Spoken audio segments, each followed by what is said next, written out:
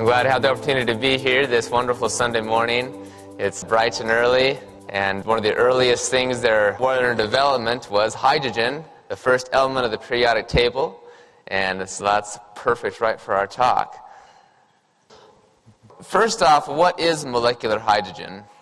Well, here's the molecule here. It's two hydrogen atoms that are bound together to form the molecule molecular hydrogen. It's the Hindenburg, it's the hydrogen gas. We have talked about hydrogen gas as an alternative energy source for many years, using fuel cells. It's 3 times more energy dense than gasoline. So that's where most of the research of hydrogen has been. However, recently, hydrogen gas has been shown to be therapeutic and medicinal. And I came across this whole hydrogen gas area about 6 years ago or so, and I was really astounded. And I wanted to learn more about it, and I started doing more research, reading more articles, just going through everything that I possibly could. I was an undergrad. My degree was biochemistry. I continued reading all these articles. I got more and more excited about it. I did a number of just research projects here and there. And then for my internship to complete my degree in biochemistry, I had the opportunity to go to Nagoya University in Japan. And that was a big deal because Nagoya is the 5th most prestigious university there in Japan. It's very well recognized. And I had the opportunity to go over there and research with some of the brightest minds in the world of academia. And my mentor, Dr. Kinji Ono, he is the vice dean of Nagoya University in the Department of Neurogenetics. And it's very interesting how he got into this whole area of hydrogen gas. And his story is basically he heard a lot of anecdotes and other colleagues talking about this whole hydrogen gas idea and its possibility that it could be medicinal and therapeutic. And he, being rather skeptical and a very respected scientist in his field of neurogenetics and all the things he's done at the Mayo Clinic and other places throughout his life, he didn't quite want to do the whole hydrogen gas thing because he was very skeptical and almost sounded a little like pseudoscience or something. And so what he decided to do is do an in-house study where he was going to see the effects of hydrogen gas on Parkinson's disease. So he took rats and injected them with a toxin to induce a Parkinson's disease in them. And then he had, in a controlled trial, he had some of the rats drink water that contains dissolved hydrogen gas, and of course the other rats just drank normal water. What he saw changed his research career because he saw that the rats drinking the hydrogen-rich water, it totally prevented the development of Parkinson's disease. So when he saw that with his own eyes in his own lab, that totally changed research career, and now he is focused entirely on trying to elucidate what the underlying molecular mechanisms and primary targets of hydrogen gas is. And that's also my primary desire or goal or emphasis, is what interests me the most, is how is hydrogen gas working? Because we see it in cells, tissues, animals, humans, all these different things about hydrogen gas, but the question is, how is it actually working? And those answers remain elusive. So in this presentation, I'm just going to briefly give you an overview of hydrogen gas and its medical applications, what we've seen so far, how it can be used, and that should help you in your practice and how maybe you can use it. So here's some of my objectives here. We're basically the basic pharmacodynamics of hydrogen gas, including its role as an antioxidant and its signaling and modulating effects, therapeutic and potential of molecular hydrogen in medical and clinical applications, and the shortcomings and weaknesses of conventional antioxidants and how hydrogen gas can overcome them. So right now, molecular hydrogen has shown to have therapeutic potential in over 150 human and animal disease models. The last count is actually closer to 170 different human and animal disease models. And essentially every organ of the human body, whether the spleen, the pancreas, the brain, the heart, the testes, the placenta, and we'll talk about more of these in detail. The number of research articles on molecular hydrogen are also growing exponentially. It really started about 2007. And the reason why is because there's lots of journals and more popping up these days. But journals, as you know, in the peer review are tiered at higher levels, and this is generally based on its impact factor. In 2007, there were about 50 articles that were published on the medical effects of hydrogen gas and its potential as being therapeutic, but no one really took a lot of interest. One of the first articles was in 1975 by Baylor University and Texas A&M, showing that hyperbaric hydrogen has a marked regression of tumors, melanoma tumors in mice. And there's a couple other articles here and there, but not a lot of interest. And really, when you think about it, how do you really apply hyperbaric hydrogen to your normal patients? Hydrogen gas is extremely flammable. It's a safety issue. So it wasn't really practical. However, what happened, there were only 50 articles or so around 2007, but in 2007 there was a groundbreaking article published in the journal Nature Medicine, which, as you know, is one of the most prestigious, highly respected journals. It has an impact factor around 30 or so. And when the article was published in there, which has been cited hundreds and hundreds of times, that really took the biomedical research area and scientists by surprise, and now research has just grown exponentially to now there's actually around 600 different articles that discuss its therapeutic application. It's not just in Asia, but also here it's growing in the U.S.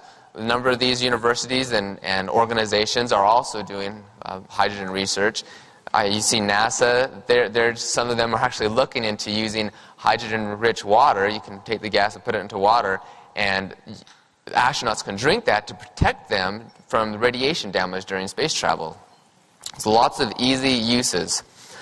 Loma Linda University, this is an article that was published in 2013 by Dixon and colleagues. They say that hydrogen has marked therapeutic potential to help with the top 8 out of the 10 fatality-causing diseases listed by the CDC. It's remarkable what we're finding so far. So the question then is, how does hydrogen exert these biological effects? Like I said, it has this therapeutic potential in essentially every organ of the human body, but how? How's it doing that, right? Well, one of the hypotheses or theories that we've found so far is that hydrogen neutralizes toxic radicals as a therapeutic antioxidant. And this, again, is in 2007. This is the article that I mentioned earlier that was published in Nature Medicine. You can read the title. Hydrogen acts as an antioxidant by selectively reducing cytotoxic hydroxyl radicals. And so they made the, of course, hydroxyl radicals via the Fenton reaction against C reduction. And it was very, very, very profound what they were able to see. But note the word selective, because we're going to talk about that. First off, what are free radicals? Just so we understand, these are free radicals, have the unpaired electron, they're very reactive. Then you also have the reactive oxygen species like hydrogen peroxide, and a number of other ones that are just very strong oxidants that can cause damage, which, as you see here, they can damage RNA, DNA, protein, cell membranes, linked to cell death, and really every disease there is, neurological disorders, inflammatory disorders, cancer, diabetes, and the list goes on and on. How are these reactive oxygen species generated? Primarily in the mitochondria, primarily complex 1 and complex 3, the electron transport chain. You have oxygen reduction to superoxide, and then, of course, that can go on to form hydrogen peroxide, hydroxyl radicals, and other oxidants and pro-oxidants, which cause all these damage. But notice, most of that is in the mitochondria inside of the cell. Now, importantly, the body, as you know, has our own self-defense system. We need oxygen to breathe. I mean, how many of you are breathing right now? Well, you're doing it because you need it. And every time you breathe oxygen, though, around 2 to 4% of that oxygen can actually turn into these cytotoxic oxygen radicals that can in turn be damaging to your body. So we have to protect our bodies from this. So we have various peptides and enzymes to help protect our bodies. As you know, things like glutathione, superoxide dismutase, catalase, and a number of other things. What we're showing, though, is life, in reality, is balanced between oxidation and reduction. I mean, you can even consider it like a battery, a negative and positive charge. Life is totally balanced on this. On the one side, you have oxidation. You have all your different things from your hypochlorite, your hydrogen peroxide, superoxide, and your NAD+, NADP+, all of these different things are just all oxidants that the body needs. And then on the other side, you have reduction. And the whole body, everything, is balanced right between this. Or you can have oxidative stress or reductive stress. And it's interesting, the molecules that seem to characterize oxidation reduction the most is actually oxygen and hydrogen. And when the two react together, you form the life-giving solvent water. So it's kind of a romantic story when you consider all this, and the fact that we've been focusing on oxygen all the time, but maybe missing this yin and yang type of relationship with the hydrogen. And now the research is coming back in saying, hey, this hydrogen is actually fairly good for us. Via aging and certain diseases, toxins, some of these things may actually lower our body's own antioxidant self-defense system. So maybe we're going to have lower glutathione levels or lower catalase levels or different things. Now we're going to have an excessive amount of oxidative stress in the brain, the liver, or other organs of the body causing various diseases. Now, importantly, please note this. This is a misconception that all free radicals are just toxic, bad, kill you. Take a million loads of antioxidants and you're just going to live forever. This is important because free radicals, or reactive oxygen species, are very important signaling molecules. You see they're important for signal transduction. Here's a little pathway you can memorize, and you'll be tested on it later. It's important for immunity, vasodilation, nitric oxide. People talk nitroglycerin, Viagra. All of these things are all about nitric oxide. Well, you realize nitric oxide is a free radical. What a shame would it be for all of us if we neutralized nitric oxide. We lose a lot of benefits. Also, the activation of transcription factors. So, importantly, like I said, life is balanced between oxidation and reduction. We have to keep that balance. Now consider this. This is a review article. Perhaps this is why clinical trials with supplemental antioxidants often have deleterious effects. As this review article clearly states, antioxidant supplements do not possess preventive effects and may be harmful with unwanted consequences to our health. Now, please note there are certain cases where high doses of maybe vitamin C here or glutathione there, this or that, can be very effective, but in the right circumstances, in the right cases, and really a case-by-case basis. But when you really look at the literature, you'll see that for most of the part, when you're taking high levels of antioxidants, it doesn't really offer the benefits you think it ought. And there's a few reasons why. One of them, maybe it's scavenging too much of it, and maybe it's not actually getting to where it needs to be in the first place. Exercise. We know exercise is medicine. That has been the cry of this last few years. Exercise is medicine. Well, guess what? When you exercise, you're breathing more oxygen. Unless you hold your breath when you breathe, and I wouldn't recommend that. Although you do get winded faster. The fact is, when you exercise, you produce more free radicals, and these free radicals, reactive oxygen species, are very important for your training benefits. Increased mitochondrial biogenesis, increased vascularization. All of these different things really can be mediated by these free radicals. And guess what? Conventional antioxidants may actually negate the benefits of exercise training. They've shown studies of people taking high doses of vitamin C, for example, that can blunt the improved insulin sensitivity after a bout of exercise. Or maybe a 10-week exercise program with endurance training. Well, all of a sudden, they don't have a higher VO2 max, or they don't have as much of the mitochondrial biogenesis as they ought to have because they're taking so much antioxidants. So all of these things are very important to consider with patients with chronic diseases who may be suffering in their cells oxidative stress. Consider this, that in the cell, there's a new article published, I think in Science, that showed that you can have a cell that in one compartment, say the endoplasmic reticulum, which, that's important, the ER is important for protein folding, right? And protein misfolding is like, what is the cause of aging and everything? Well, guess what? As you age, the ER, the endoplasmic reticulum, actually loses its ability, its oxidative power, its oxidative potential. It doesn't have enough because there's not as much oxidative potential. So again, we have to have that oxidative potential. So in the ER, we're having not enough oxidative potential, but in the cytosol, we're having too much oxidative potential. So in the exact same cell, we're having a dysregulation of redox homeostasis. See the issue?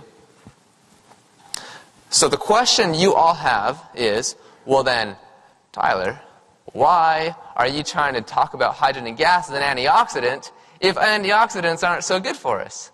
Well, that's a good question. Let me answer that. First off, notice the article. It's selective. Selective antioxidant. It's really only going to scavenge the most cytotoxic or cell-damaging free radicals, such as the hydroxyl radical. Okay? All these other ones, superoxide, anion radical, look, that's not very reactive. And it's going to be regulated by the body. It has and superoxide just mutates. That'll just mutate that to form hydrogen peroxide, and then you have hydrogen peroxide.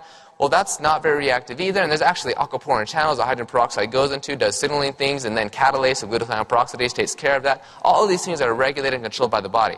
Hydroxyl radicals, on the other hand, are produced and just kill. Produce and kill. That's what they do. That's why they live and die. They die killing you. So let's not do that. Let's scavenge those things with hydrogen gas. And this is the other thing. Even if we're scavenging maybe too much hydroxyl radicals, let's do some physics, some chemistry here. Look at the rate constants. Typical radical reactions are on the order of 10 to the 10th. You see the hydroxyl radicals to form hydrogen peroxide, 10 to the 10th. The rate constant of all these ones are about 10 to the 10th. Notice the last one. Hydrogen gas against the hydroxyl radical is 10 to the 7th. 3 orders of magnitude lower. And plus, the concentration of hydrogen gas in the cells is often very low, the micromolar amount. So even at that, you're not going to be scavenging an excessive amount of these important biological signaling molecules. But it can do it under the right circumstances, such as when there's oxidative stress. Not just oxidative things going on, because again, that's key and essential to our whole being. Now, this is a very important slide. And I'm going to talk about each one of these points. Please note what hydrogen gas is and how it's more beneficial than your conventional antioxidants. First off, we have rapid diffusion. Hydrogen gas is the highest diffusivity of all gases, really of anything. Okay?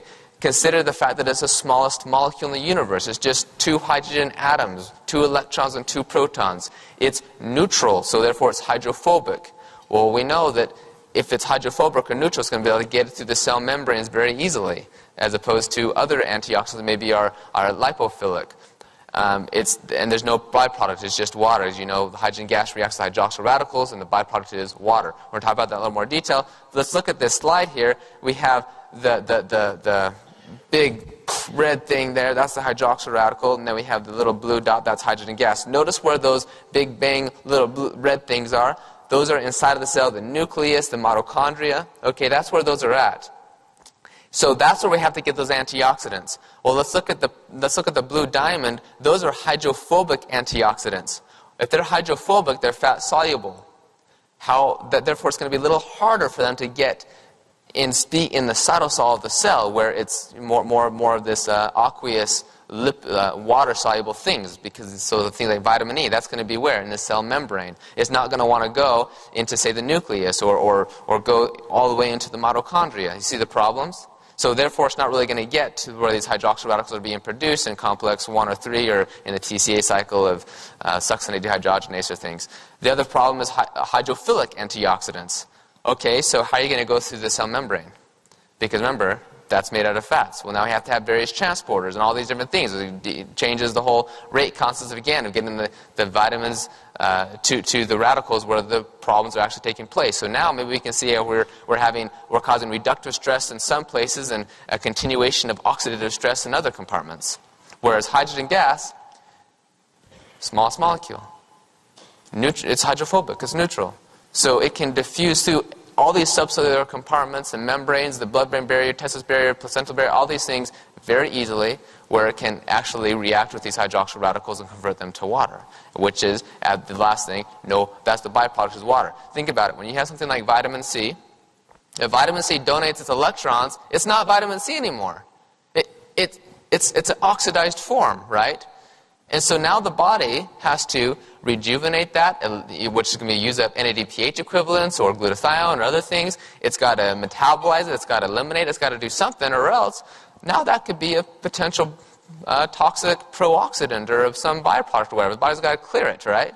Versus hydrogen gas, it's going to react to these hydroxyl radicals, and the byproduct is simply water. I mean, some people even drink that stuff. Now, importantly, though, hydrogen gas does reduce oxidative stress, because we're talking about all these things about why hydrogen gas is selectivity, the rate constants. Well, then, does it really work? And what I did is, like I said, there's over 600 articles now. I've read every single one of them. and I've gone through and I've done all this stuff, and I just took some of the neat things and I kind of prepared this table. So here we see markers of oxidative stress. This table comes from cells, from tissues studies, from animal studies, and human studies. And this is where hydrogen gas can do its thing in the right conditions, in the right cases. Remember, if you have normal MDA levels, which is malondialdehyde, which is a marker of oxidative stress, hydrogen gas is not going to reduce it. It's not going to do it because it's a mild reductant, and you don't want to reduce oxidative stress more than you need to, okay? So markers of oxidative stress, these are very common markers. MDA, T-bars, 8-OD-HDG, the marker of DNA damage, all these different ones, hydrogen gas showing it can reduce oxidative stress. On the other side, check that out, markers of antioxidant status. Hydrogen gas actually able to increase or upregulate to bring back to homeostasis our body's own antioxidant enzymes such as superoxide dismutase, glutathione, catalase, glutathione peroxidase, glutathione S-transferase, glutathione reductase. All of these things hydrogen gas also helps to do, which we'll talk about here in a little bit as well. Now there are three ways hydrogen gas is able to do this to reduce the oxidative stress. One of them, as I said before, hydrogen gas may actually be scavenging these hydroxyl radicals, as is shown in the Nature article, and again, you form water. Another one is hydrogen gas can actually activate what's called the NRF2 or NRF2 pathway, which is it's a transcription factor, right? The whole antioxidant response element part of the DNA. Hydrogen gas can activate the NRF2 pathway, which leads to an increased production of superoxide dismutase, glutathione, catalase, and subsequent induction of heme-1 oxygenase, which again is extremely cytoprotective. And somehow that does it. Notice I have a question mark. That is what intrigues me. I want to know, how is it doing that? Okay, what is the primary target? Some kind of iron sulfur cluster here, and it's going to, or cell membrane volume type thing, and it's going to attach to that and do this little magic. It's amazing, you know. I was at Nagoya for a few months doing research there, and so I was able to actually research some of these signaling pathways and whatnot, and seeing how hydrogen gas is actually changing the different levels. And I'm like, okay, how's it doing it? How is this doing it? It's mind-boggling. It's awesome. Okay, so going on, hydrogen may also prevent this excessive amounts of reactive oxygen species by actually preventing them from forming in the first place via cell modulation. Here we have like a NOx system, NADPH oxidase. On the one side we see it's activated. When it's activated, the complex is glued together. It's not really glue, super glue, you know, we don't have that in our cells. But for the sake of this, they're stuck together, and when it's activated like that, we're reducing oxygen to form superoxide, and the superoxide can go on to form various other radicals that are very damaging. And when that's heightened, when that's activated via inflammation or various pathologies or diseases, we're going to have more and more oxidative stress, maybe reductive stress somewhere else, and the whole, again, dysregulation of redox homeostasis. Well, hydrogen gas, in the right circumstances, can actually downregulate this NADPH oxidase system, thus preventing ROS formation in the first place. Now, don't we say prevention is better than better than treatment? Well, here's hydrogen. It's a smart guy, you know. It's simple, humble, but you know, it's doing what it does best. Now, importantly, though, the antioxidant activity may not fully answer why H2 has so many benefits, because the fact is, when you take hydrogen gas, well, you're going to exhale most of it out of your breath. It's not going to be in your system for, you know, days and hours and whatnot. It's going to be cleared very rapidly. So why isn't then you can take hydrogen gas through, you know, drinking hydrogen-rich water or inhalation or something, and yet still have these cytoprotective effects hours or even days later, this residual effect? Because if hydrogen gas is not even in the cell, then how is it scavenging those hydroxyl radicals, right? So there has to be something more to this. And this is, again, where I get really excited, so bear with me if I start doing, you know, jumping up and down. First off, H2 may actually acting as some sort of novel signaling molecule. And the reason why is because under the right conditions, hydrogen can alter the levels of activities of over 200 different biomolecules. I got 200 biomolecules. I just went through a bunch of articles, and I'm like, oh, okay, that's a transcription factor, that's a protein, and this is not mRNA, remember, because you do, you know, RT-PCR or something, you have different, you know, mRNA levels or whatnot. That doesn't actually account to, like, your Western blot of an actual protein. So these are all things that have been altered on the protein level, which is what matters. And hydrogen gas is able to upregulate or to downregulate over 200 of these different things. How? I don't know. But when you compare this hydrogen gas, because it is a gas, to other gaseous sealing molecules, and this is very interesting, let's talk about nitric oxide. Nitric oxide, it was a sealing molecule, but before that, in the 80s or 70s, and this time, they knew that there was this vasodilating active thing. It's called endothelial vasodilator, and they didn't know what it was. They just knew it was some agent. Somebody proposed that it was a gas, nitric oxide, and what happened? He got laughed at, and he ridiculed and everything, because the gas can't do that. Nitric oxide, no way, no way. And guess who won the Nobel Prize, right? In 1998, he got the Nobel Prize for showing that, yes, indeed, it was a gas that was doing this. And subsequently, he found other gas-sealing molecules, such as carbon monoxide, which is very toxic at high levels, but extremely therapeutic in lower doses. And our body actually makes carbon monoxide through a heme-1 and different things. But we see here, this is my little graph I prepared for you. This is why it's so elusive when you consider hydrogen sulfide. You can see the chemical structure. It's polar. We know the mechanisms, S-sulfhydration, protein, cysteine, etc. We have nitric oxide. Well, it's very polar. It's a radical. And we know its mechanism, nitrosylation. It binds to the iron on the guanylyl cyclase. Carbon monoxide, one of the targets like hypoxia, disciple factor 1 alpha, heme 1 oxygenase. We see these mechanisms, we see the chemical structure, how it's going to interact with these different moieties of the cell or different things. However, hydrogen gas is nonpolar. It's neutral. So how is it working? What are the mechanisms? And as you can see there, that's how it's working. These question marks. So when you have a very good microscope and you look in there, you start to see these question marks in there. And that's what I feel like sometimes. So really, this is what it is. How is hydrogen gas doing this? Who knows how many pathways or whatever it's doing, or maybe it's just master regulators and drivers that are then in turn inducing all these things. So hydrogen gas is altering these things indirectly, not directly. Which ones that are affecting directly?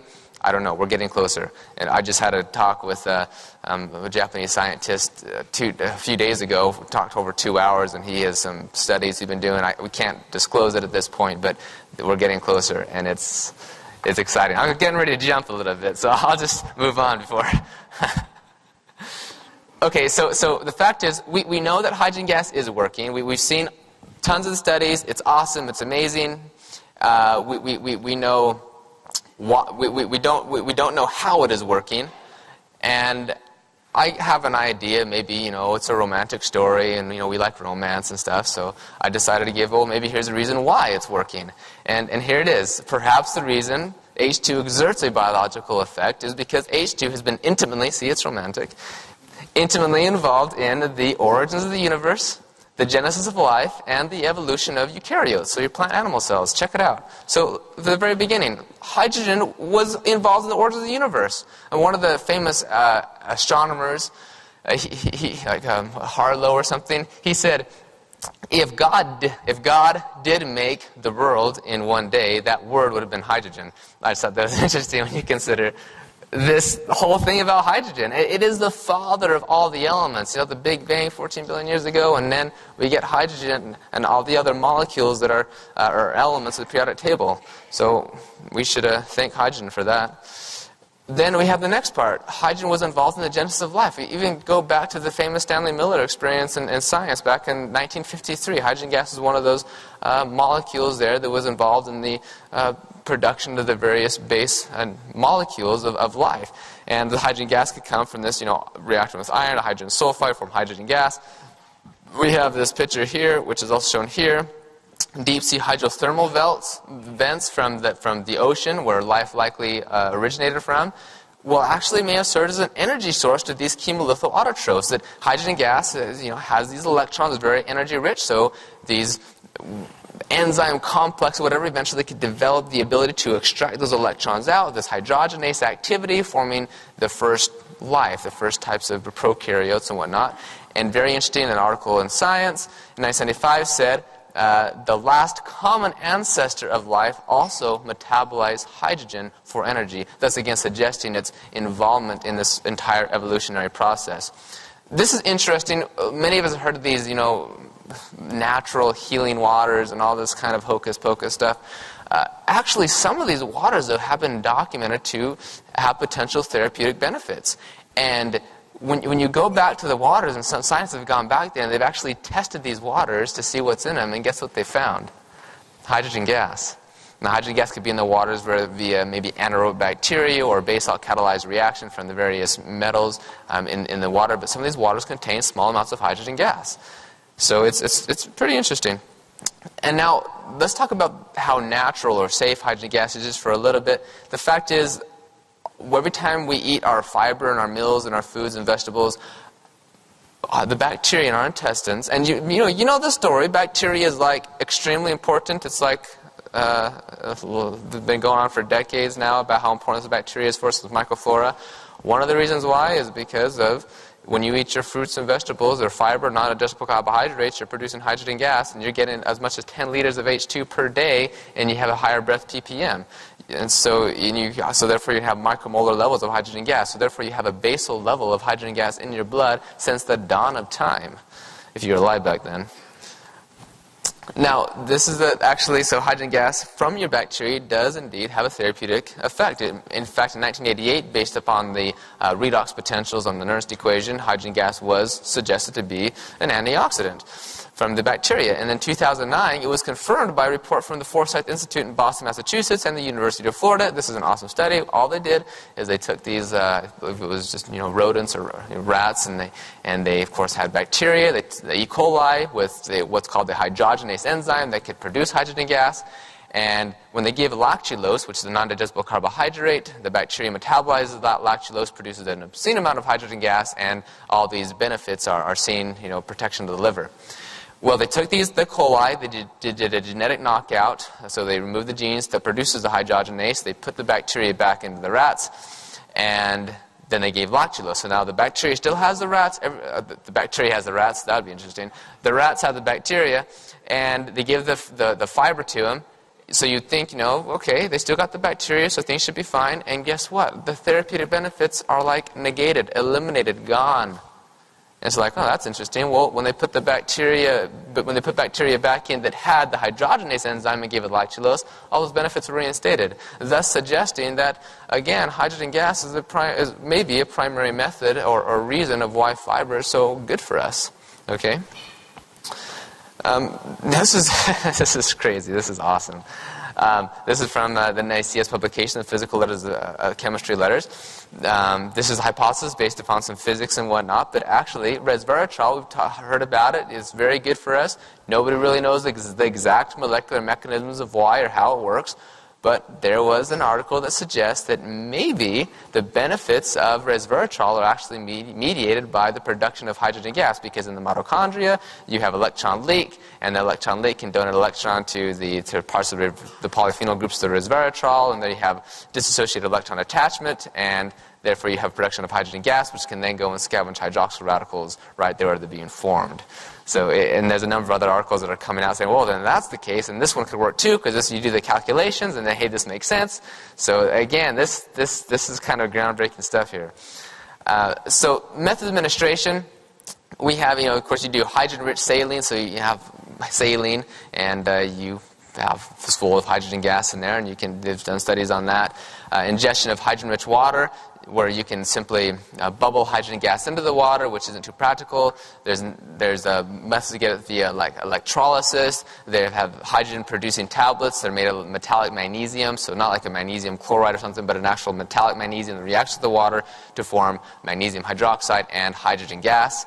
And many people have been using that with remarkable benefits. Well, they put the tablet in the water, and people can do like a 1 tablet a day daily maintenance. And for you practitioners, if you have looking for somebody with pathologies or whatnot, they can take another 1 or 2 or 3 or 4. The DRI of magnesium is 500 milligrams, and most of these tablets contain around 50-55 milligrams of magnesium or so. So you just put it in the water. If it effervesces, produces a ton of hydrogen gas, and the patient can drink that, and you start seeing a lot of benefits. So it's pretty easy to administration. And then, of course, there's inhalation of hydrogen gas.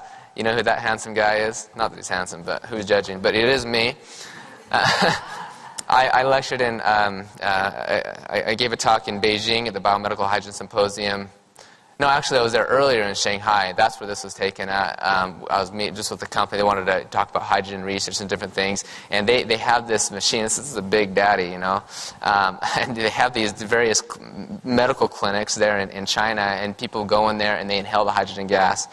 And it's amazing the things that they have found. They've collected over 20,000 patients worth of data, case study after case study after case study. I met a woman. I saw a video of her first and the whole thing about her, but then I actually met her when I went to do my inhalation therapy, because I'm actually 55 years old, if you didn't know, but I've been doing hydrogen for a while.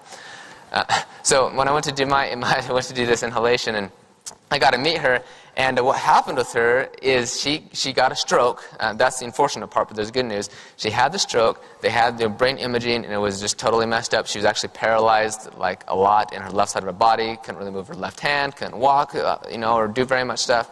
She immediately started hydrogen inhalation, and within a few days later that week, she regained mobility back. She could walk up the stairs all by herself. She could move her left arm.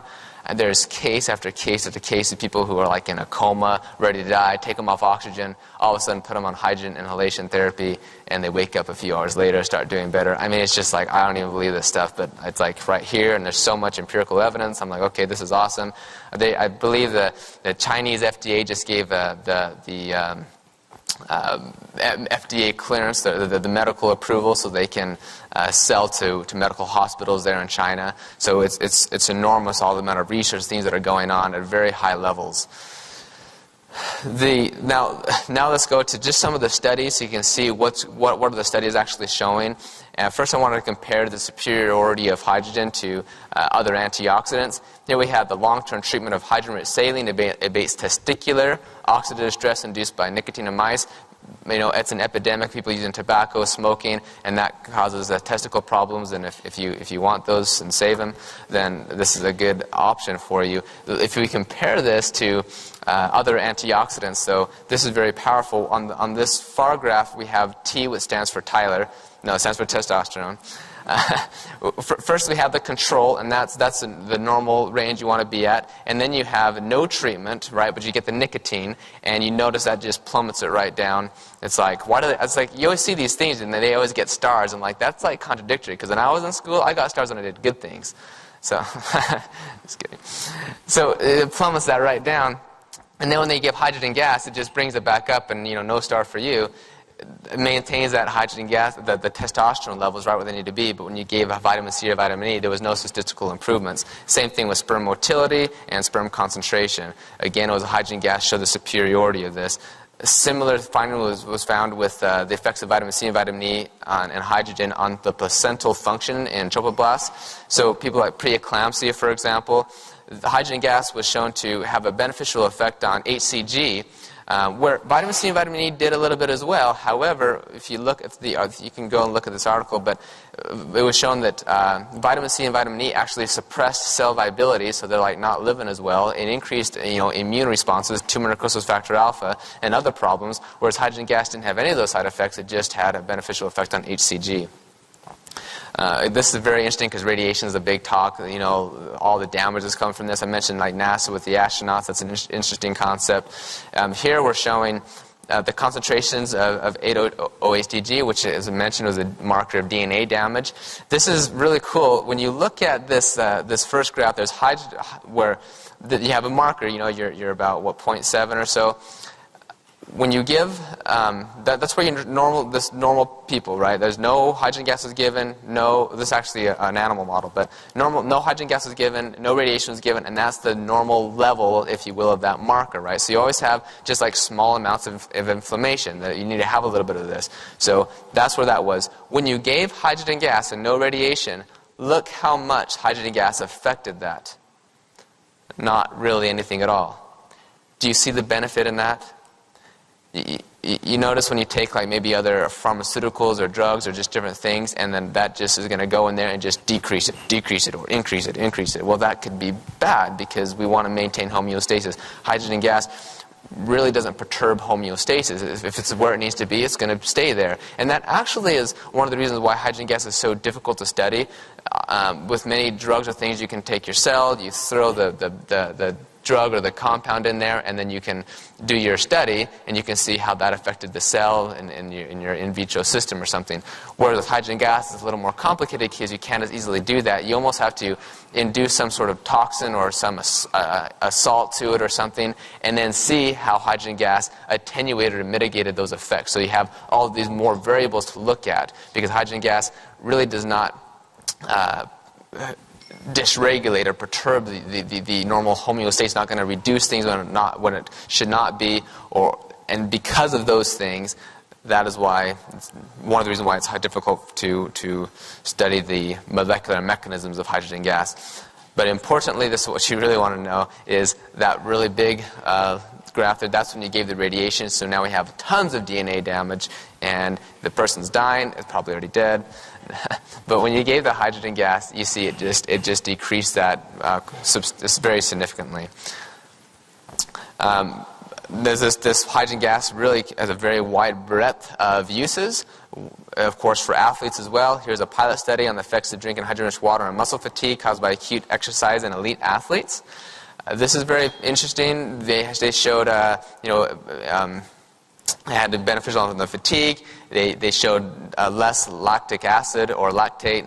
There's not really lactic acid, the myth thing. We don't need to get into that. But the thing is, they showed a decrease in lactate. Not that lactate is bad, but what that shows is, remember, when you make ATP, you use the glycolysis, or you use the mitochondria through the electron transport chain. Mitochondria produces a lot more ATP.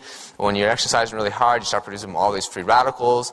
All those free radicals can damage the mitochondria, compromise it. Now you have less ATP out of your mitochondria. So maybe you need to start relying more on glycolysis. And so now you're going to start producing more acid via hydrolysis of ATP and glyceraldehyde 3-phosphate and different things. Now your acid is going to increase. Different things are going to happen.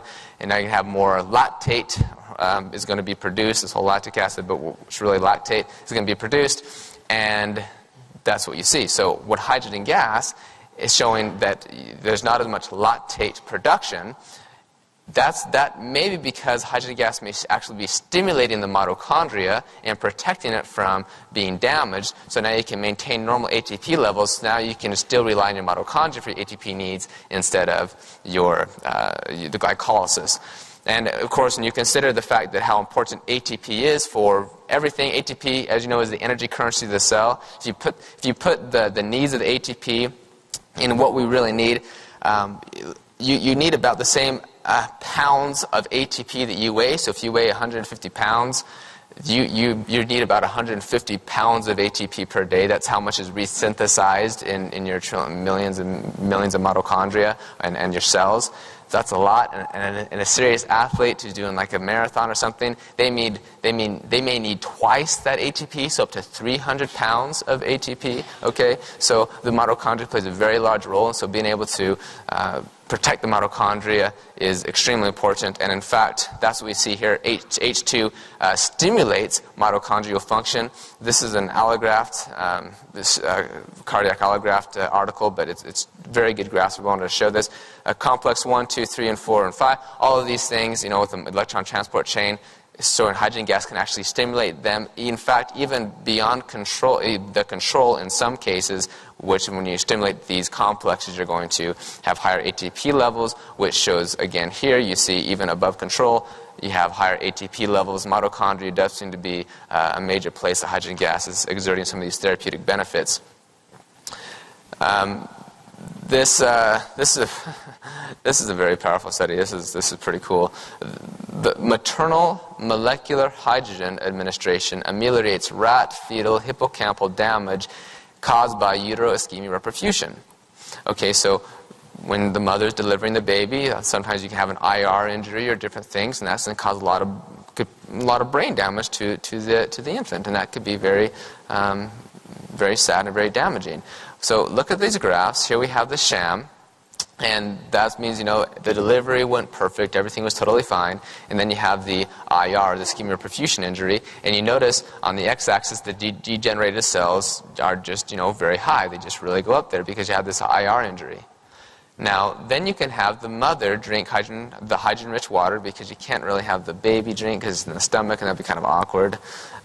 So the mother's actually drinking the hydrogen-rich water, and maybe because, again, hydrogen gas is so small, it can just penetrate the placenta and everything very easily. But look what happened. When the mother drank the hydrogen-rich water and the IR injury was given, it made it as though it's like the IR injury never happened. And when I saw that, I was like, yeah, I don't believe it. But actually, you see the third author, Ono Cake, that's Kinji Ono, and he's my guy in Nagoya University, and I trust what he does immensely. So I was like, okay, it must be true, but I'm still going to call him on it. It's remarkable, some of the things that we're finding. This again, I'm going to go through just a couple abstracts, look at the title a little bit. Hydrogen supplemental air, so again we have air inhalation, actually can reduce the changes of pro-oxidant enzyme and gap junction protein levels after transient global cerebral ischemia in the rat hippocampus. So again, back to the neurological issues. This one here showed had the expression of COX-2 and the connexins and proteins were actually upregulated, while the neural nitric oxide synthase, which can cause a lot of damage if that's too high, was actually downregulated after 3 days after the injury that was given. So hydrogen gas, again, helpful in this area. Molecular hydrogen in drinking water protects against neurodegenerative changes induced by traumatic brain injury. This is from the University of Washington and Wisconsin and a couple organizations. This is an amazing article. It's still kind of difficult to believe, but these are pretty good researchers. But they found that hydrogen gas is really was protective on the mitochondria and the ATP production, and actually they suggested that hydrogen gas could actually increase ATP levels via what's called the Jagendorf reaction, which is interesting. It's in the mitochondria. It doesn't really rely on the electron transport chain. We don't need to go into that, but it's pretty interesting what we're finding here. The oral intake of hydrogen-rich water ameliorated chlorophyllus-induced neurotoxicity in rats. That's just an organophosphate, a normal pesticide, and it's a big deal. Are these pesticides hurting us? All this kind of stuff. And I guess there's some debate about that, but what we see, though, is hydrogen gas can actually offer some protection against the neurotoxicity caused by this stuff. In this article, it did so by activating the acetylcholinesterase activity, which again is difficult to believe because that's already has a very high K-cap. But I actually talked to the researcher who did this when I was in Beijing, and I talked about her results, and she went on about them. She did numerous experiments, and I was like, oh no, but. They're really going after this stuff, and regardless, that was her kind of mechanism of how it's working. Regardless, though, hydrogen gas was protective in this area. Here, hydrogen-rich water protects against ischemic brain injury in rats by regulating calcium buffering proteins. So again, we have this whole brain injuries and things, which again is a huge issue these days. Hydrogen gas is very neuroprotective.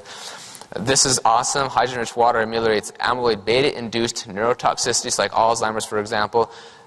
This is through the upregulation of SIRT1 FOXO3A by stimulation of AMP-activated protein kinase SNKNC cells. So that's awesome because, of course, the SIRT1 protein is it's okay. I understand. It's awesome though.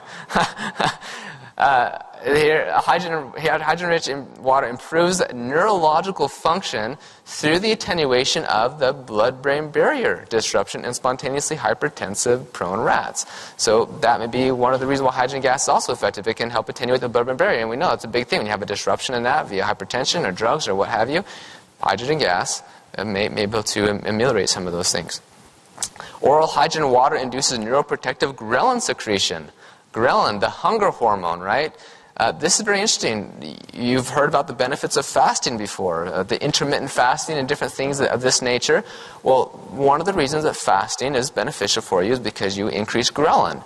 And ghrelin acts as a second messenger, is extremely protective, neuroprotective, has lots and lots of benefits. So one of the reasons that fasting is good for you is because you have ghrelin. Well, one of the reasons drinking hydrogen-rich water is good for you is because you also enact gastric ghrelin secretion, and that ghrelin in turn acts as a second messenger to go and help different parts of the brain. Actually, in the Parkinson's disease studies that I've talked about and I'll talk about again, it was most likely ghrelin that acted as a second messenger to offer that cytoprotective effect of the Stamtia nigra, even more so than hydrogen gas. So hydrogen gas did so indirectly via the second messenger, ghrelin. And here it is right here, pilot study of H2 therapy in Parkinson's disease, a randomized double-blind placebo-controlled trial. This is a 48 trial they did, and awesome results. And of course, I've heard of, these anecdotal case reports of people taking like the hydrogen-producing tablets. They'll put them in the water in people with Parkinson's disease. Often what I would say is it's not going to give a reversal of the Parkinson's, but maybe a better quality of life, maybe decrease the aging that's going to occur, or the downward spiral that generally occurs in Parkinson's disease. However, I've heard quite a few reports now, people who are taking the hydrogen, that they have the symptoms. You can see they have the symptoms, and then after a few weeks or whatever of them taking the hydrogen, they totally don't even have that anymore, and they wouldn't be diagnosed as having the Parkinson's disease. So I guess in some cases maybe it is possible to have these types of reversals. Hydrogen-rich water enhances the 5-FU, which is a chemotherapy drug, inhibition of colon cancer. This is very powerful. Chemotherapy, widely used. It's very toxic, of course, to cancer cells. Hopefully that's the goal, but also to our cells. And first off, a lot of studies are showing that hydrogen gas can actually protect the negative side effects of various chemotherapy drugs, like renal-induced neurotoxicity, some different things. So hydrogen gas can protect against the negative side effects of drugs like aspirin-induced gastric mucosal injury, chemotherapy. In this study, hydrogen gas actually offered an additive effect of the chemotherapy drug, where this is a colon cancer in rats, but hydrogen gas, when you gave the drug, there was this much effect, and when you gave hydrogen gas and the drug, there was an additive effect, and hydrogen gas alone could help a little bit. And it depends on the cell line of cancer. There's a lot of issues with cancer. That's why it's called cancer. Here, this is pretty powerful here. Consumption of hydrogen-rich water prevents atherosclerosis in polyoprotein E knockout mice. So when they have this genetic knockout, they're going to get atherosclerosis very easily. Hydrogen, this is part of the quote here. The authors in the article state when they compared these results to other things, the efficacy of hydrogen water seems to be greater than folic acid, vitamin E, iron, alpha-lipoic acid, and other things in the preventing of this atherosclerosis. So again, very powerful. Now, briefly, again, the safety, it's very well established. In at least all the cases, there's really no known toxicity that we have found so far. I mean, it has been, there's literally hundreds of studies already just on therapeutic applications, but the fact they've used it in deep sea diving since the 1940s to prevent decompression sickness, because normally you get like nitrogen narcosis and whatnot, hydrogen gas is able to prevent that from happening. And then, of course, from our intestinal bacteria, like I said, from the dawn of time, we've been producing hydrogen gas. We have these basal levels of hydrogen gas in our body all the time. So the safety profile of hydrogen gas is enormous, and so the first rule, right, do no harm, and then if something may work, let's try it. So that's why I'm so passionate about hydrogen gas, is because in reality, I can't really think of something that's, I guess, more safe as a supplement that has therapeutic potential than hydrogen gas, and yet has such profound therapeutic potential. So here's a brief summary. Again, therapeutic potential in 150 or over about 170 different disease models and essentially every organ of the human body. Neutralizes the toxic radicals as a selective antioxidant. Upregulates production of the body's own antioxidants when it needs to be. Again, if you already have normal glutathione, it's not going to increase it more because that could be bad. It has possible signal modulating properties, which again is offering these anti-diabetic, anti-apoptotic, all these different things. In fact, there's one article published in Nature Publishing Group in the Journal of Obesity showing that hydrogen gas could activate the fibroblast growth hormone 21, which induces energy expenditure for like weight loss and things. They found that it was in a mice study, but they found, I think it was rats drinking a hydrogen-rich water had about the same effect as a 15% caloric restriction. And then there was an additive effect when you did both of them. So hydrogen seems to mimic fasting. Well, we already talked about ghrelin. That's again fasting, so it's pretty powerful there too. has a very high safety profile. Many easy methods of administration. Probably the easiest, of course, is just drinking hydrogen-rich water. Briefly, because I know the question is there, is what's more effective, inhalation or hydrogen-rich water? Well, it depends. Sometimes inhalation can be more effective, but most of the time, well, I don't know about most of the time, but I'll say it for right now, but I might change tomorrow. Drinking hydrogen-rich water is just as effective and sometimes more effective. In fact, in a Parkinson's disease study, only the hydrogen-rich water was effective, whereas a continuous administration of hydrogen inhalation was not effective, and that could be to the need of an intermittent or pulse type of exposure as opposed to this continuous exposure. So drinking hydrogen-rich water, of course, is the easiest and is a very effective way of getting the hydrogen gas. So this is kind of my prediction. The market is generally 10 years behind the science. That's kind of what we see in like a lot of different things out there. So 2007 is really the beginning of focused research on hydrogen. So I kind of predict by 2017 will be the year of H2 awareness, where just more of the universities and people will be like, wow, let's use this, let's do clinical trials. There's a lot of clinical trials that are underway or starting right now, mainly in Asia. And so when those get published, I mean, it's just going to really just take off. So here's some references. You can write these down really quick. So join the Hydrogen Revolution. This is again, the nonprofit foundation, Molecular Hydrogen Foundation. We only have like 2 minutes left. So if there are like a question or two, you can answer them. Of course, I will be out there at a table, and I'll answer all of your questions there. So thank you very much for your time, and I had a pleasure being here.